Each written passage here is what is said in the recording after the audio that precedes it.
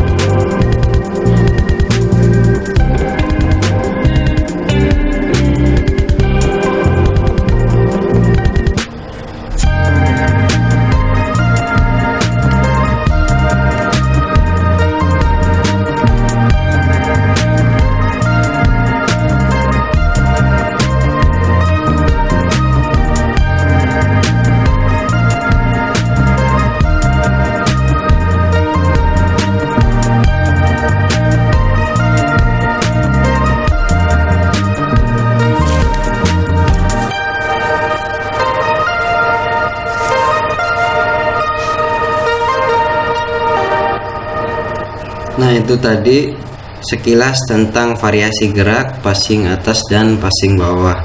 Semoga kalian memahami dan mampu mempraktekannya. Nah, kita masuk ke materi pertama, yaitu variasi dan kombinasi permainan bola voli. Ya, secara definisi, variasi dan kombinasi adalah sebuah gerakan gabungan dari beberapa teknik dasar dalam permainan bola voli yang dilakukan dalam satu rangkaian gerak.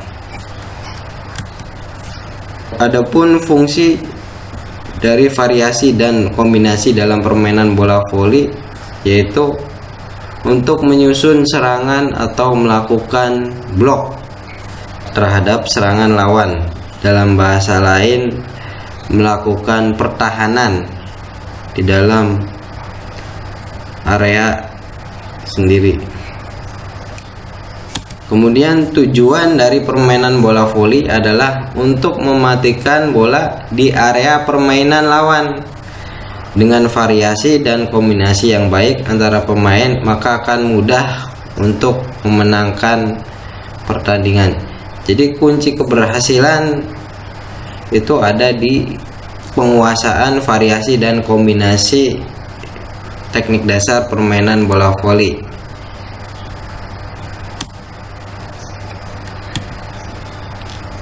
Nah, poin pertama, kegiatan belajar variasi dan kombinasi passing atas dan passing bawah.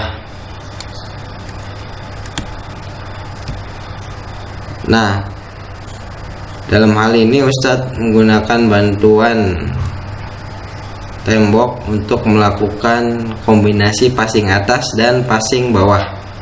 Nah, cara melakukannya seperti apa? Tahap pertama yaitu berdiri di depan tembok dengan jarak kurang lebih 2 meter.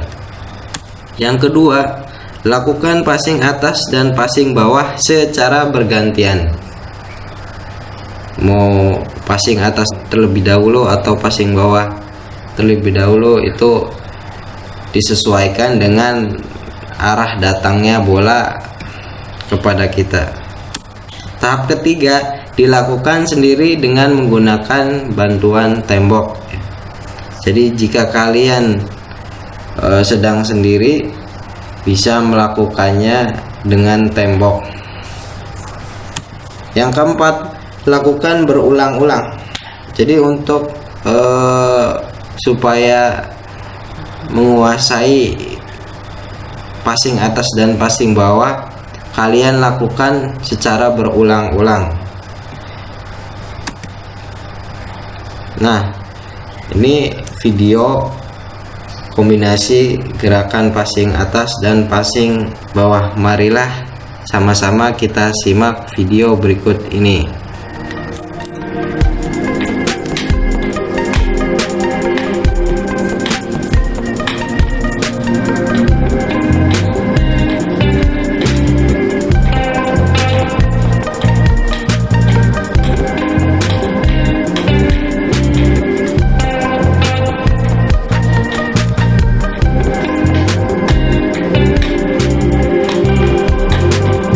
Jadi perhatikan perkenaan bola di dalam masing-masing teknik. Misalkan di dalam passing bawah perkenaannya di mana, passing atas perkenaannya di mana.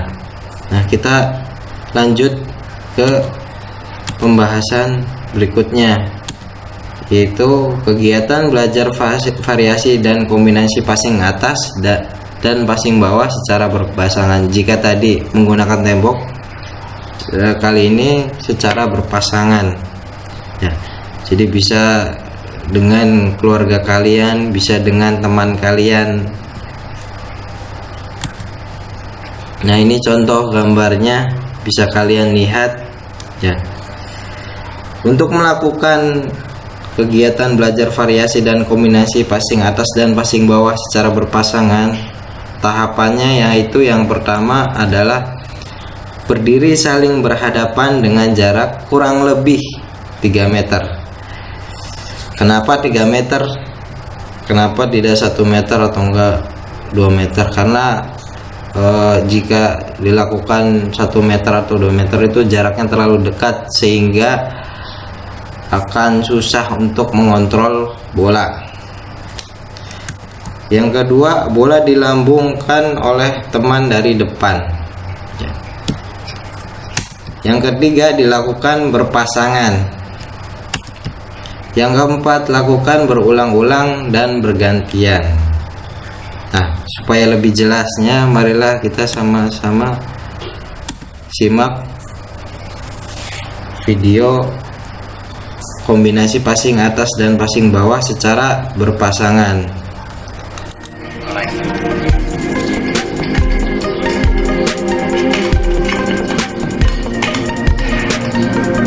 Jadi bisa kalian lihat passing atas dan passing bawah itu disesuaikan dengan arah datangnya bola.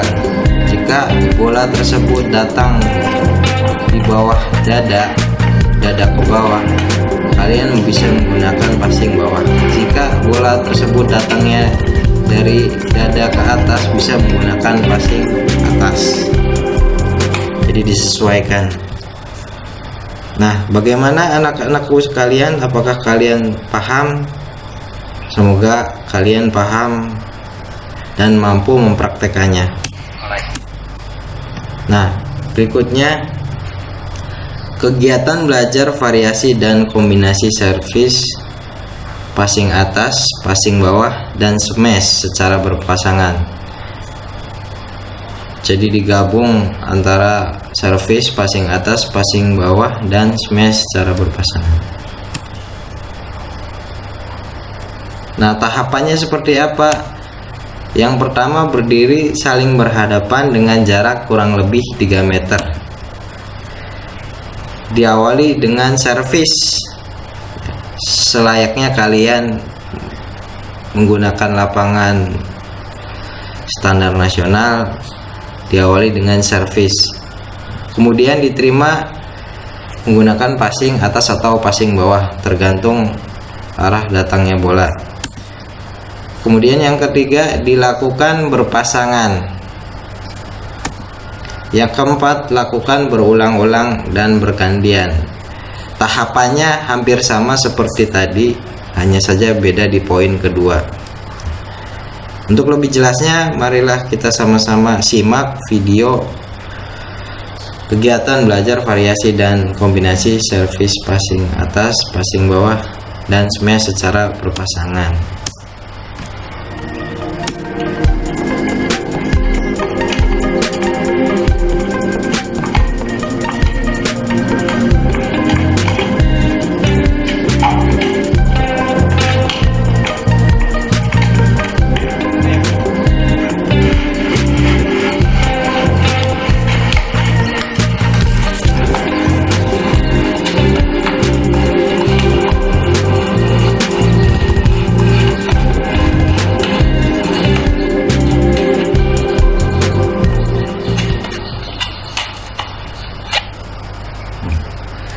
Bagaimana anak-anakku sekalian?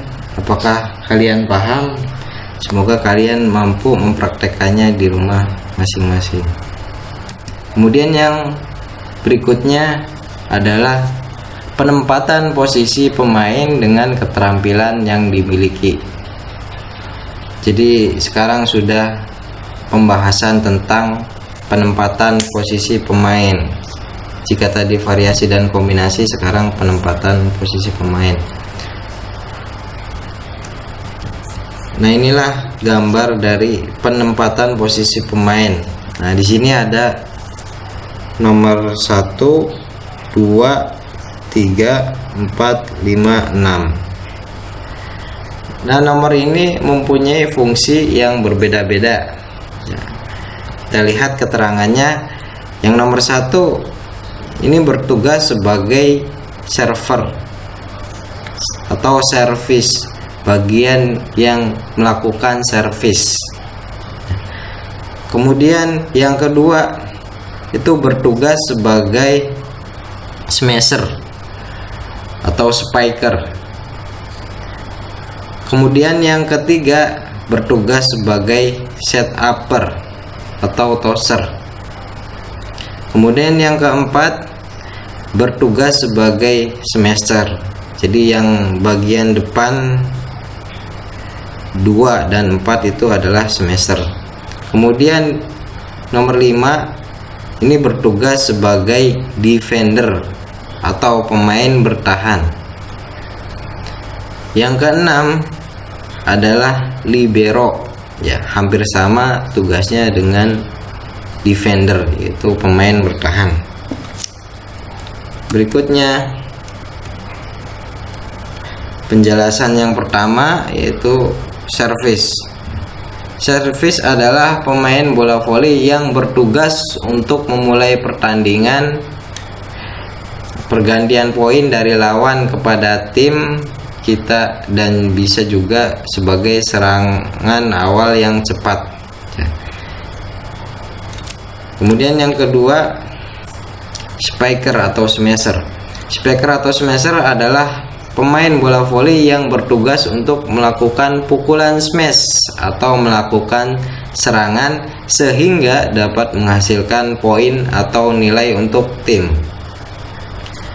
Next, set upper atau tosser, pemain bola voli yang bertugas sebagai pengatur serangan dari tim. Tosser pada umumnya akan mengumpan atau mengoper bola ke rekan tim yang lainnya dengan berbagai variasi umpan untuk spiker, sehingga spiker dapat melakukan serangan yang menyulitkan atau bahkan mematikan bagi pihak lawan. Yang keempat yaitu libero, pemain bola voli yang bertugas untuk menerima atau menahan serangan-serangan yang berasal dari lawan. Karena peran seorang libero adalah mampu menahan atau menerima bola serangan lawan dengan menggunakan passing, baik passing atas ataupun passing bawah. Yang terakhir yaitu yang kelima, defender. Defender adalah pemain bola voli yang bertugas untuk bertahan untuk menerima serangan lawan. Pembahasan selanjutnya yaitu tentang perputaran atau pergeseran posisi pemain atau rotasi. Bisa dilihat gambarnya. Ini adalah rotasi atau pergeseran posisi pemain. Perputaran posisi pemain dilakukan pada saat terjadi pergantian bola servis. Jadi misalkan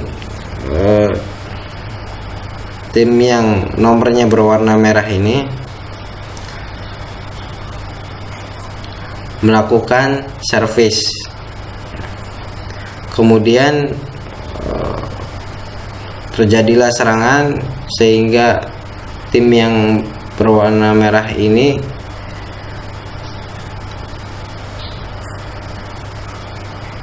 melakukan kesalahan sehingga mencetak poin untuk tim biru. Nah, terjadilah pergantian bola servis. Nah, itu. Dan tim yang melakukan perputaran atau pergeseran posisi pemain adalah tim yang melakukan servis. Perputaran posisi pemain ini dilakukan dengan searah jarum jam, ya. Jadi ketika nomor 1 selesai servis, terjadilah pergantian poin. Nanti untuk servis yang berikutnya adalah yang nomor 2. Begitupun seterusnya, nomor 3, nomor 4, nomor 5, nomor 6. Nah, itulah yang dimaksud searah dengan jarum jam. Searah jarum jam. Nah, kita masuk ke pembahasan ketiga yaitu taktik dan strategi bermain bola voli. Jadi strategi bermain bola voli itu ada 2 pada umumnya. Yang pertama pola penyerangan, yang kedua pola pertahanan. Pola penyerangan ini terbagi menjadi 3, yaitu penyerangan perorangan, yang kedua penyerangan kelompok, yang ketiga penyerangan tim. Pola pertahanan juga terbagi menjadi 3, yaitu pertahanan perorangan, pertahanan kelompok, dan pertahanan tim. Nah, marilah kita bahas tentang taktik dan strategi bermain bola voli. Penyerangan perorangan. Nah, bisa dilihat gambarnya. Pola penyerangan perorangan dapat berbentuk servis dan smash. Servis adalah pukulan pertama untuk memulai pertandingan. Namun, servis juga berfungsi sebagai serangan awal untuk menekan lawan. Jadi selain smash sebagai serangan perorangan, ada juga servis. Ya, apalagi servisnya dengan cara jumping service, yaitu akan mematikan pihak musuh. Ya, karena jumping service itu sangat keras dan tajam sebagaimana melakukan smash. Kemudian yang kedua, pola penyerangan secara kelompok adalah serangan yang dilakukan oleh 2 sampai 5 orang pemain. Misalnya serangan dilakukan 3 pemain depan, 1 orang sebagai pengumpan dan 2 orang sebagai penyerang atau smasher. Nah, itu setelah tosser mengumpan kepada pemain lain, terjadilah smash. Nah, itu yang dinamakan penyerangan kelompok. Berikutnya, penyerangan tim. Pola penyerangan tim dapat dilakukan dengan penyusunan formasi pemain sesuai dengan keahliannya. Jadi misalkan kalian ahlinya melakukan smash, kalian berada di posisi depan. Formasi bermain dalam permainan voli terdiri atas formasi 3-3 dan 2-2-2. Jadi kalau di permainan sepak bola 4-3-3, karena pemainnya kan 11. Nah, kalau voli kan pemainnya 6. Jadi dibagi 3-3 dan 2-2-2. Nah, ini formasi penyerangan tim. Nah, bisa dilihat. Nah, ini SM ini maksudnya adalah smasher. Ya, tugasnya smasher. Kalau SU adalah set upper atau tosser, tugasnya mengumpan bola. Jadi di sini ada 2 set upper, ada di depan dan di belakang, dan 4 orang pemain lain bertugas sebagai smasher. Jadi ada 4 smasher karena ini adalah pola penyerangan. Jadi lebih dominan yang smasher. Nah, ini penjelasannya. Komposisi pemainnya, yang pertama set upper 1 sampai set upper 2,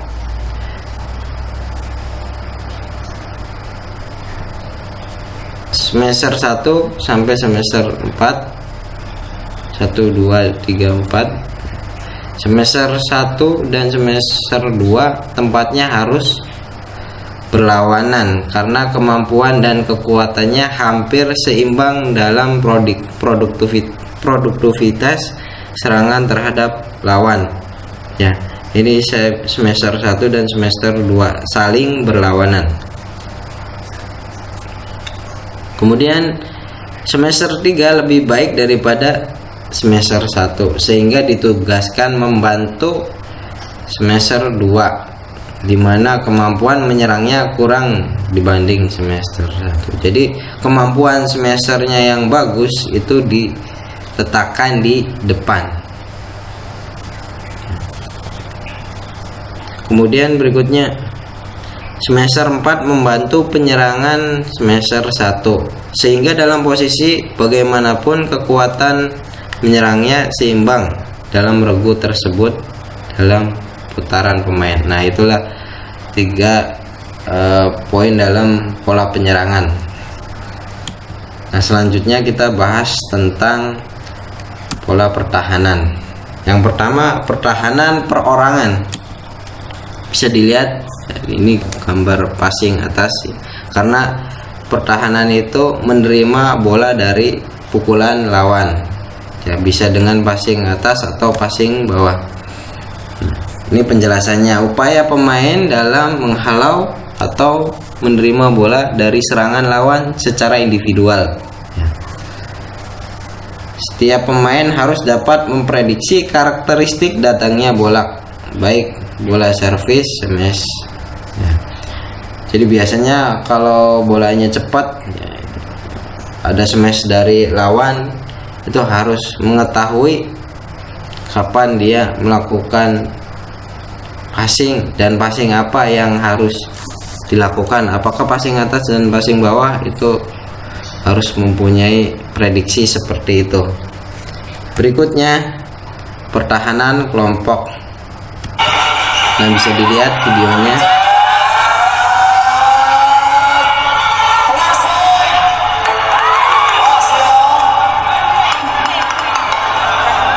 Nah,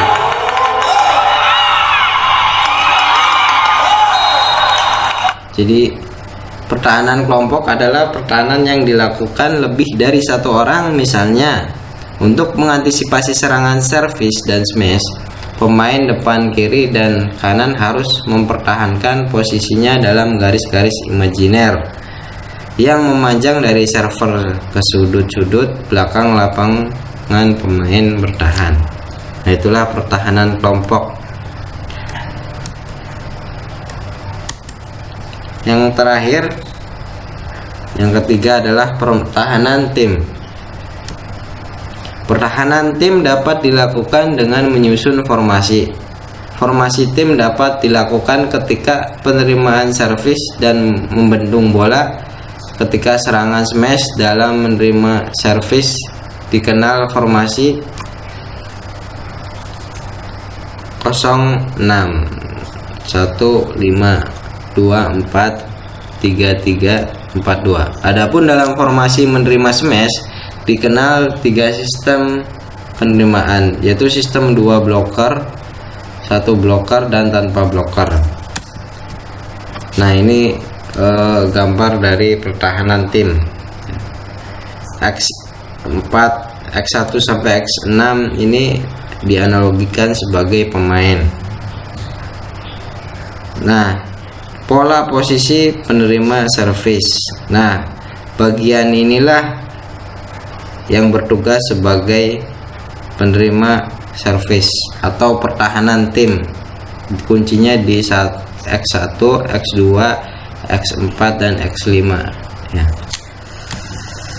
Sistem pertahanan menerima servis 2 4. Berarti 4 pemain memiliki tugas untuk menerima servis, yang tadi Ustadz jelaskan.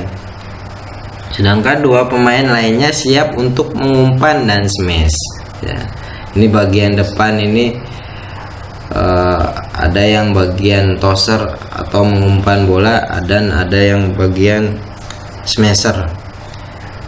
Karena tidak, pola pertahanan itu tidak melulu harus di belakang semua, tetapi harus ada yang di depan untuk menyerang balik serangan dari lawan. Nah, tugas materi bola voli yaitu buatlah video berdurasi maksimal 3 menit ya, maksimal, bisa boleh 2 menit atau 1 menit. Memperagakan teknik dasar passing atas tanpa bola. Jadi khawatirnya kalian di rumah tidak memiliki atau mempunyai bola, jadi Ustadz menginstruksikannya tanpa bola. Tugas ini dikirim lewat link, jadi nanti insya Allah dikirim oleh wali kelas masing-masing. Catatan poin pertama, menggunakan pakaian olahraga, training panjang. Yang kedua, deadline pengumpulan tugas 1 minggu ya, maksimal pengumpulan tugas 1 minggu, lebih cepat lebih baik. Yang ketiga, jika tidak mengerjakan tugas dianggap tidak hadir. Inilah yang harus diperhatikan oleh kalian. Kenapa Ustadz sampai menganggap tidak hadir bagi yang tidak mengerjakan tugas? Karena tugas yang pertama tentang sepak bola itu banyak yang belum mengumpulkan, sehingga Ustadz harus mempertegas kembali tentang hukuman bagi santri atau siswa yang tidak mengerjakan tugas. Baik, sampai sini mudah-mudahan kalian memahaminya dan mampu mempraktekannya di rumah masing-masing. Itu saja dari Ustadz. Wabillahi taufik wa hidayah. Wassalamualaikum warahmatullahi wabarakatuh.